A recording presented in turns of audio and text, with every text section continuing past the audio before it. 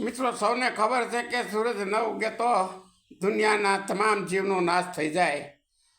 મિત્રો, સૌને ખબર છે કે સૂરજ થકી જીવીએ છીએ, છતાંય આ દુનિયામાં સ્વાર્થી લોકો, ઈર્ષાળુ લોકો સારું કામ કોઈનું જોઈ શકતા નથી.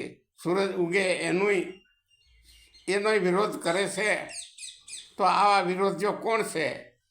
આવા 4 જાતના જાતકો છે. તો સંભળાવું તમને.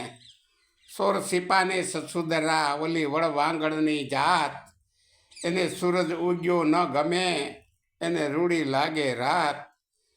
સારું કોઈનું જોઈ ન શકે, ઈર્ષાળુની જાત, હવનમાં હોમે હાડકા, ઈ નખો દિયાની નાત.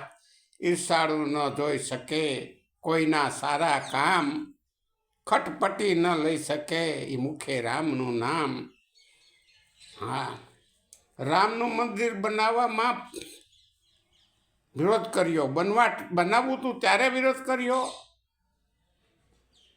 પણ આ મંદિર તૈયાર થઈ ગયું તોય વિરોધ કર્યો. અને ખોટા મુહૂર્તના બહાના કાઢીને અને રામને કામમાં રોળા નાખે છે.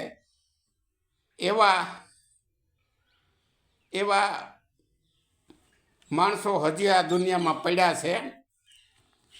આ તોય રામ મંદિર થાય ભાઈ. આવું આડા પગ કર્યા છે, ટાંગા ખેંચા છે, છતાંય તો એ રામ મંદિર થાય ભાઈ. ભાજપના રાજમાં સંતોને મળ્યો છે ન્યાય. હે મોદીના રાજમાં, હે મોદીના રાજમાં ઈર્ષાળુને આશીર્વાદ. જીણો કે મારા જેવાના મળ્યા કરે, જીવે ત્યાં સુધી ઈર્ષાળુની આગમાં એ બિસારા બળ્યા કરે. જય શ્રી રામ. રામના કામમાં તો મદદ કરવી જોઈએ. રામ તો દુનિયાનો જગતનો નાથ છે.